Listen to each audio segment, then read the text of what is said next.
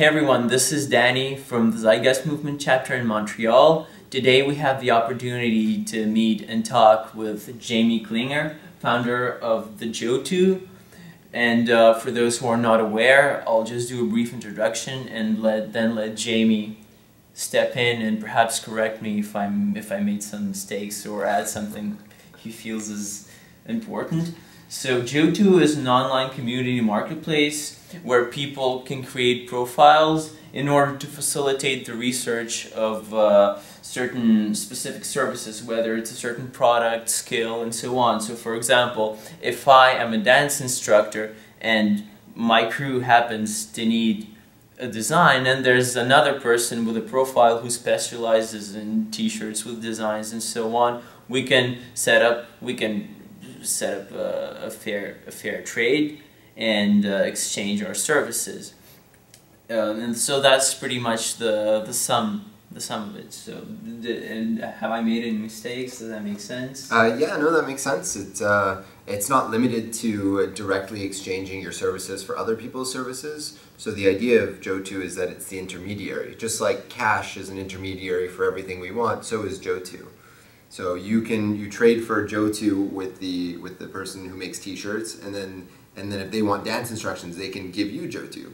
Or if you want to, you can also just trade directly your services, or you can do a mix of JOATU and services, or JOATU and money, or JOATU and banana bread, JOATU and dirty socks. It's whatever is of interest to the parties. That's right. So there's either direct trade and barter, or there's the meeting of the JOATU, which is as well the actual name of the currency, the meeting of exchange. So before I get into the concrete questions, I would like you to talk about the path that has led you to the realization of this project, whether it's saying specific inspirations or major realizations, and is there anything else that you feel the audience should know about Jamie Klinger, the person behind JOATU? Well, we'll start a couple of years ago when I graduated from Concordia with a bachelor's in marketing with a minor in philosophy. Okay. And so I see marketing as a way to introduce people to what they want. And I mean, marketing is just a tool. So it can be used in a very manipulative way, or it can be used in just a very genuine way to best represent yourself. I mean, when you wear a tuxedo, you're not trying to like make people think you wear a tuxedo all the time. You're just trying to make yourself look good one night. That's true. So I don't think there's anything wrong with marketing if it's done in an honest way. And so to tie that in with philosophy, so philosophy is all about what the core of what is existence and what is everything. So if you tie in what things are with what people want, you can come together with something really genuine. And so when I decide to offer something out, I realized that honesty is genuinely the best way to do it. That we live in a society where we're constantly being manipulated, so that if you just go entirely transparent, entirely honest, no holds barred, people will respond much better, and people want that. They ask for it. So I started with a base with that. Over time, I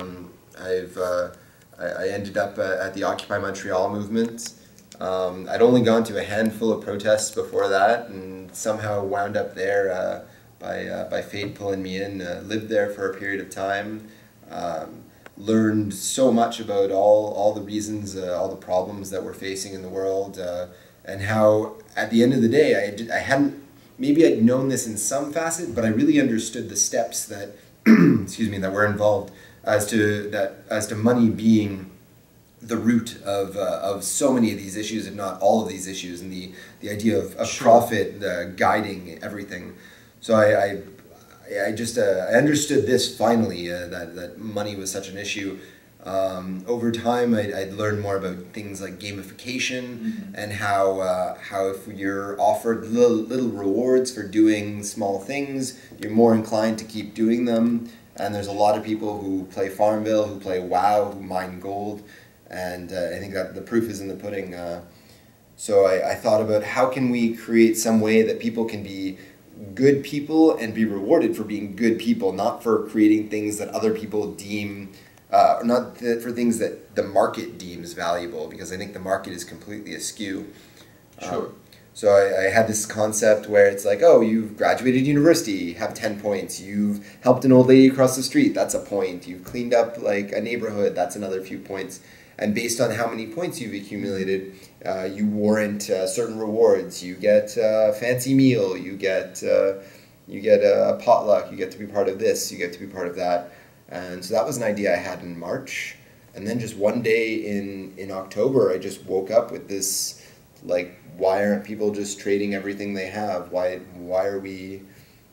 isn't it simpler? Why can't we just offer what we know how to do and find a way that we can learn how we don't know what to do if we want to do it, learn new skills effectively in an easy way? Why doesn't anything like this exist? And so I went and I looked at BEX and I looked at local.It, which are other exchange services in Montreal.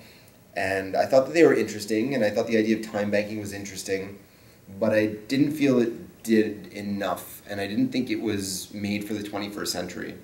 And so given all that, given the amount of time I'd spent online, given the amount of time I'd really spent looking around and understanding different online solutions, I realized that an online application set around geolocation, set around the capabilities that we have in the last 5 years that have grown, a smartphone in every pocket, means that we can effectively have an economy in our pocket and not need the powers that be. Sure, on a micro level. That's right, that's right. So we can grow it from the ground up as opposed to waiting for it from the top down.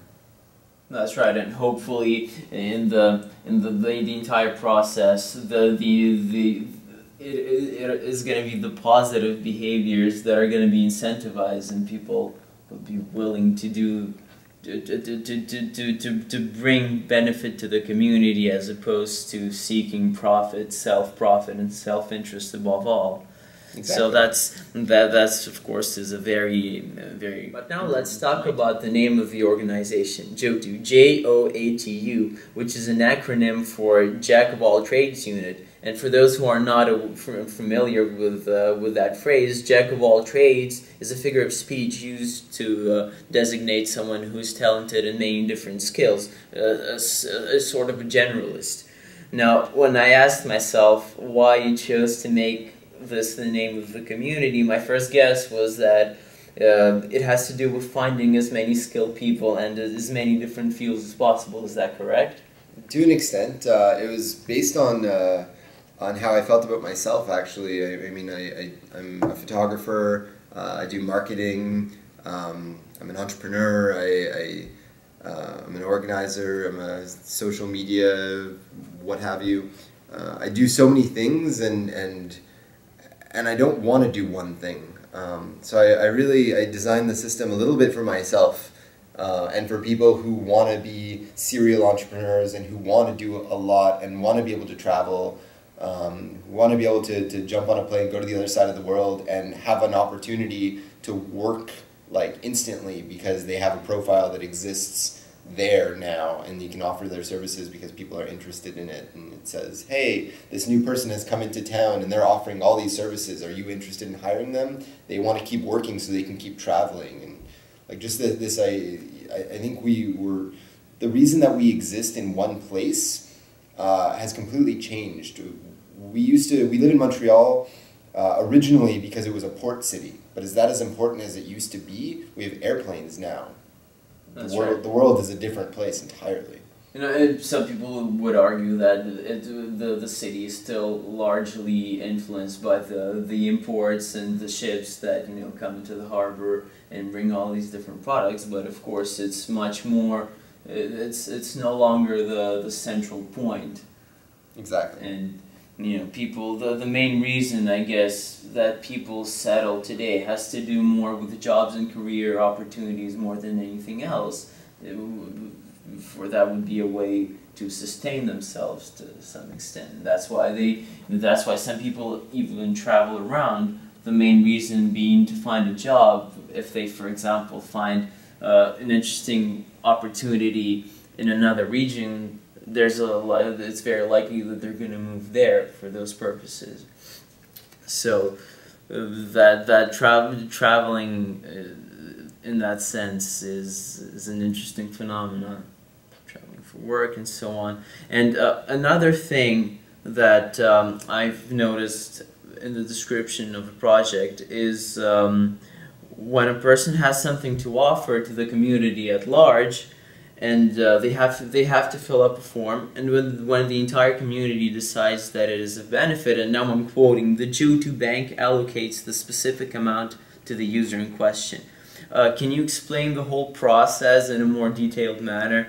Maybe you can give us one example of such a situation and tell us how the community is going to arrive at a general agreement.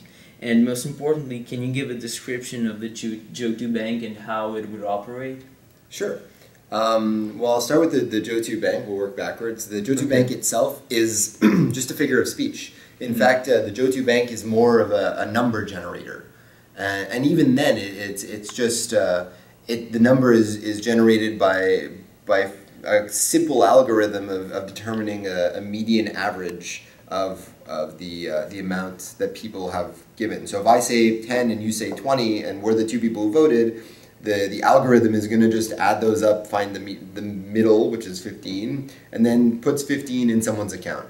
So now to backtrack all that, the way it would start is I would so I'm a photographer as one of the things I do. So perhaps something I could offer as an individual would be I'd go to your event and I'd take photos. But something I could offer to the community would be I can offer an advanced lesson in photography.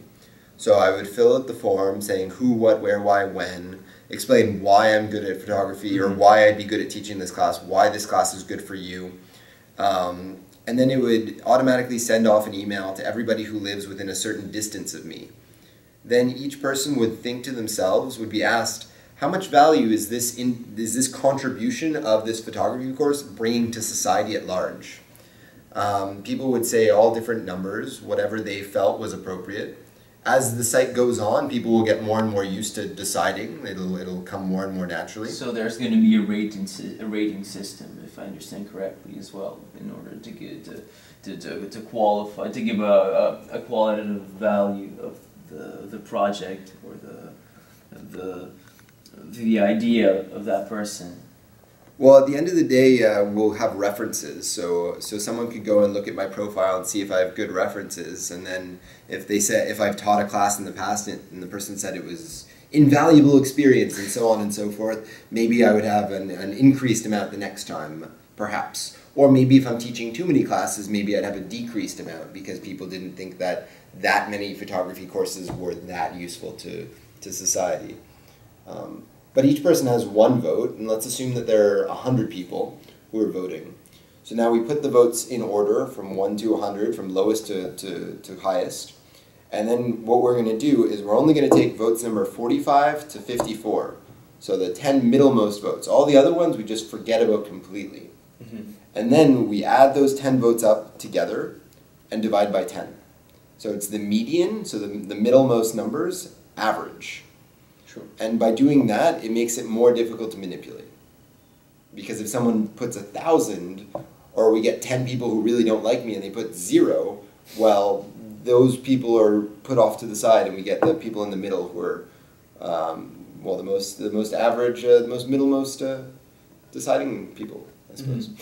So in that sense, according to what you explained, the bank definitely has nothing to do with this notion of a central banking system and an actual physical place. It has more to do with decision making according to people's how can I put this properly, to how people feel about the project and how they would rate it and how to what extent they feel it is productive, and base it according to that with online forums, and I'm pretty sure it's going to be done through the JOATU website. So that's a very interesting explanation as well. Okay, so by now we have a solid understanding of the notion that, for example, if X has a service to offer and Y has another service to offer, they're interested in each other's services, so there is an exchange. And the JOATU currency is based on the value of an individual service contribution, but what happens to the people who are unable to offer any product or service? How would they integrate in that community? So there's also going to be a way that people who are just requesting general services can put up their advertisements. So for example, if I need 4 people to come and paint my house, I can put up an ad, and an individual who doesn't find themselves particularly useful in any specific thing, maybe they'd be capable enough to paint a house, or they could offer their service. Like, I personally believe that everyone has the capability to do something really well. Whether it's incredibly marketable or not is up for debate. But we all know how to sweep a floor. We all know how to clean a toilet. We all know some basic things, and frankly, if you can't think of anything else, there are always these basic things that other people will appreciate, like shoveling snow, raking leaves, cutting grass. There are very fundamental things that need to get done. That if the capabilities are there, I mean, if you don't even have a lawnmower, but you know someone in your neighborhood does have that lawnmower, maybe you can make an agreement with them that you would be a person cutting grass, and you would cut their grass in exchange to borrow the lawnmower to cut other people's grass to earn JOATU. So you wouldn't even necessarily need the equipment. You can find the equipment for free in exchange for your services. Mm-hmm. Yes, and I see how that would work if say people exchange services that are more or less of the same value, so to speak. But how would we avoid a stratified system where more skilled people have an advantage over the less skilled people if the value of the social currency is directly dependent upon your contribution and your level of skills and knowledge and what you can offer? Okay, so there's 2 answers to that. So the way that we have it so that wealth doesn't create more wealth is that because we're always creating more JOATU, that means that the individual value of a JOATU is decreasing. Meaning that by hoarding your money, by hoarding your JOATU, they're slowly losing value over time. Whereas in the current system, if you're very wealthy, you can find a way to invest and get a high rate of return, and if you're not very wealthy, you invest and you get a very low rate of return. In the JOATU system, you get a 0% rate of return if you're very wealthy, and you get a 0% rate of return if you're not very wealthy. So already it balances the playing field in that regard. And then, if you're very wealthy, while you're losing more and more of your wealth over time if you're not spending it quickly. So if you're not someone who's stimulating the economy if you're a dentist and you receive a lot and you're just holding on to it, well, it's losing. It's practically, it's as if you're getting paid less and less because you're not spending it. There's also an idea that I had that involves subsidization, where potentially, let's say the dentist is part of the system, and people begin to believe that dentistry is a basic fundamental service, and that we should all have access to dentistry. Basic human right. A basic human right, that's right, thank you. And so the community comes to an agreement that the dentist's prices are not accessible enough to people who are not skilled enough, for example. So the dentist's price is 10, let's say. And people believe that to make it accessible, his price should be 5. But they believe that he deserves to make 10 because he's providing something very valuable to the community. So what happens is they can propose that they create a subsidy around dentistry where for the next 100, like a renewable subsidy, but a subsidy that will end. So either by a date or by a maximum amount. So let's say the next 100 times someone goes to that dentist, the individual will pay 5, and the community will create 5 units. So the individual is paying 5, the dentist is still getting 10, and the cost is subsidized by the community at large because they believe that it's a fundamental human right. So the dentist would still have an advantage. He would still be making more as he has more skill, as he invested more time, as he invested more money in all these things. But it would cost the individual who's obtaining them significantly less because the community agreed upon the value of dentistry.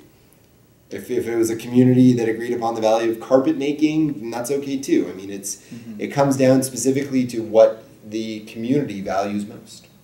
In the end, I think it ultimately has to do with smart decision making from the community, so to speak, and that in my view would be based on providing general information and education to the population in order for them to make the most appropriate decisions possible. And that's of course something that many scholars, many people have been talking about, the importance of general education and general information being provided. And that's another crucial aspect in social currency as well. And the next question, though, would be dealing with the general socioeconomic system. And as far as the Zeitgeist movement is concerned, it is heading towards a collapse.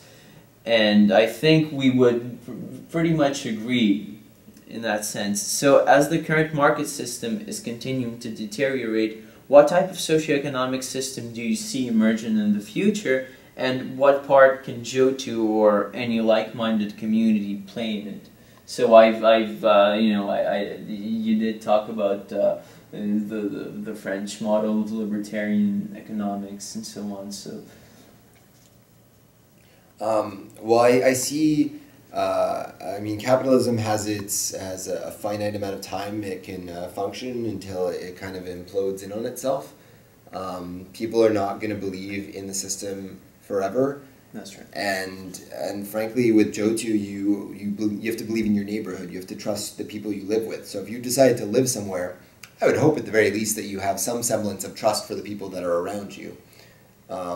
So to build up an economy based on what is right around you, what is local, what you can see, what is within your periphery, what is really within your everyday perspective, makes a lot more sense to the everyman than to have this like up in the air, these secret meetings, this organization that people come out every day. There's whistleblowers that have come out of the IMF and stated that it is corrupt. And you know what? If you give this much power to any individuals, they will corrupt it. So to create a decentralized, decentralized system where it is less corruptible by individuals, potentially more corruptible by communities. There's less chance because they don't have the access to all of that power and all of that control over a large number of people. That's something that makes sense, of course. That's right. I think about in Quebec, the decision-making model has 125 seats deciding the fate for 9 million people. That's right. It doesn't make sense to me. The concept of representative democracy itself, in many ways, is failing us, I guess. Yeah, if we see the second mayor of Laval was just evicted, or was just asked to leave, and the second mayor of Montreal was asked, like, even the backups are failing. There's such a lack of trust because there's been so much corruption. We've had our hearts broken so many times, but it's not by the people who live next to us. It's by the people we've elected. So I think it's time that we start making more decisions ourselves and spend less time, and give them less opportunity to the individual. And when you're making decisions based on the community and you're not one individual doing so, well, that means that everybody gets a say. And when everybody gets a say, it means that you're not going to do things that are not in your own best interest. If you're working in a factory and you own that factory, you're not going to ship your own jobs overseas. If there's a lake that's near you and someone wants to pollute it, well, if you're one government person, you can be corrupted. But if you're an entire community who lives around that lake, odds are you're not going to say, sure, go ahead, pollute my lake, or destroy my river, destroy my forest, you know? It puts the power of the future into the hands of the people who are actually going to be affected by it. If you're some rich politician, you can just walk away with the money to some less polluted area. You buy your little condo. That's right. You're safe in your gated community. It's the community. It's the smaller communities that have that don't have the opportunity to say no, that are being alienated and that are being screwed over. But if it was up to them, they wouldn't have made those decisions at all. In fact, they would stand together in solidarity. If there were two people and one person spent money for the other, gave money to the other person for seed to grow corn, and there was a terrible yield and nothing happened, well, you can't take nothing out of nothing. You should be sharing the risk associated with it.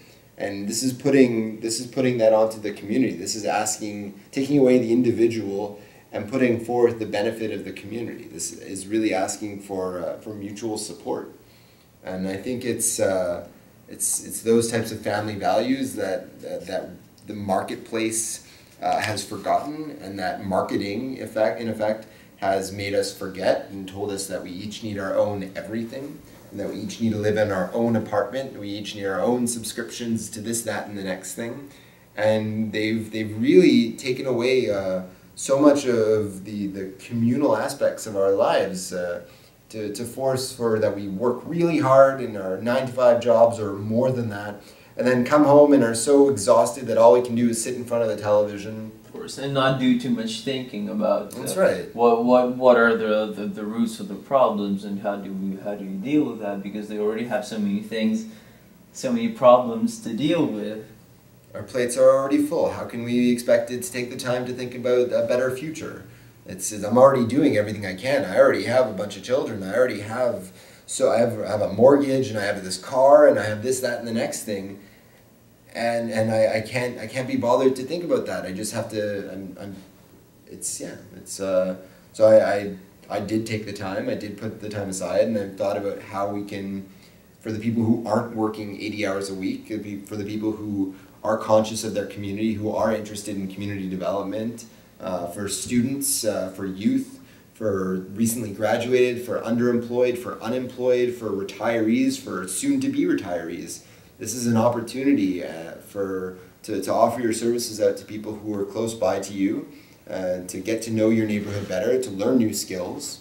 It's just a marketplace that's going to pop up out of thin air, and all of a sudden you're going to get to know your neighbors like we always should have. That's right. There's definitely, the sense of community has definitely been lost with the increasing individualism and the ego cult that has come out of the materialistic culture that we live in today, and hopefully that's going to change as well.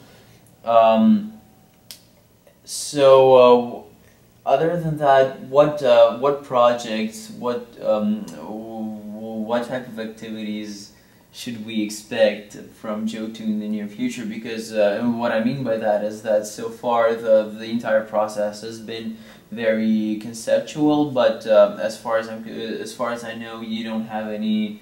There's no there's no minimal basis of active members so far. So how do you see what would be the next step? Sure. As soon as you get enough members and enough volunteers and people who join the community. Sure.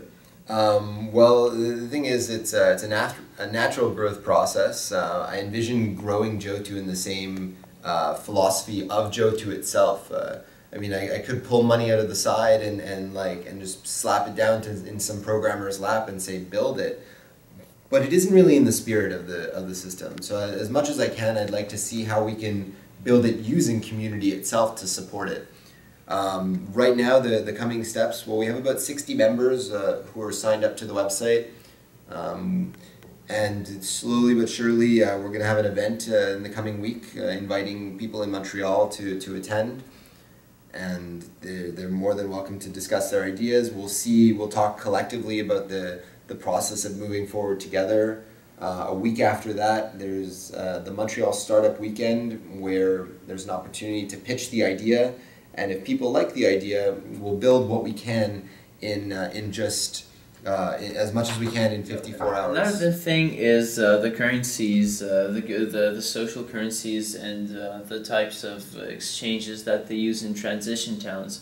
What would be the difference between the system that JOATU is talking about and the systems they implement in transition towns?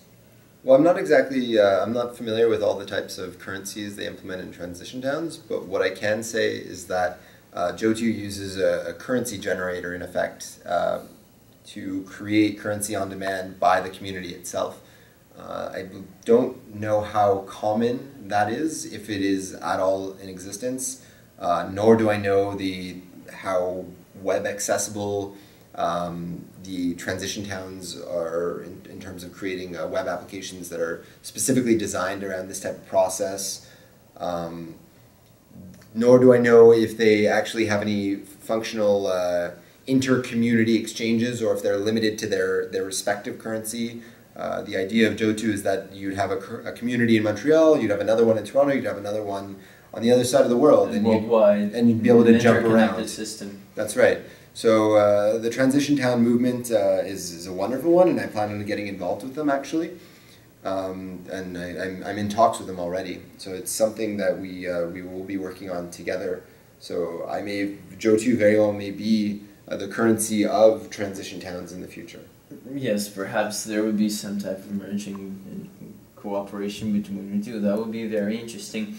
So other than that, what is the next thing the people are to expect from JOATU as an organization, and what can they do to get involved right now and make it grow? Sure. Well, I'll just say the idea has been something that I've been working on for about 8 months now. I've only launched at the beginning of June. It's been a month now. We have about 60 members. We've had a few thousand views. We've done radio interview. I've answered a ton of questions. And the next steps coming up 1 week from, less than a week from today, on Saturday, July 6th, we're going to be having an event around JOATU. Some icebreaker games and some discussion groups, and really make it an interactive, fun evening. We're going to finish off with an acoustic jam, really make it something entertaining as well as informative and very interactive. Following that, there's going to be on July 12th through 14th, the Montreal Startup Weekend, where we're asking, where people are allowed to pitch their ideas, and certain ideas will be selected, and then a prototype will be built in a weekend. I'm also in the process. I've developed these little booklets, these little zines, and I'm creating a game effectively with these, so that it shows how JOATU works in the basic idea, and I'll be giving these away and allow people to sign and keep sharing them along to create a hand-to-hand, word-of-mouth type of process where more and more people can get involved and sign up and become members. So for those watching, they're more than welcome to sign up at joatu.com, JOATU. It's the Jack of All Trade unit. And you can find us on Facebook. It's JOAT Unit. So JOATUNIT. So that's, or just type JOATU, you'll find us, no problem. And that would be the best way. My email's on the website, and you can find us. So there's a volunteer section as well. We're looking for just about everything. And so if you're a motivated individual, show it. Come work with us.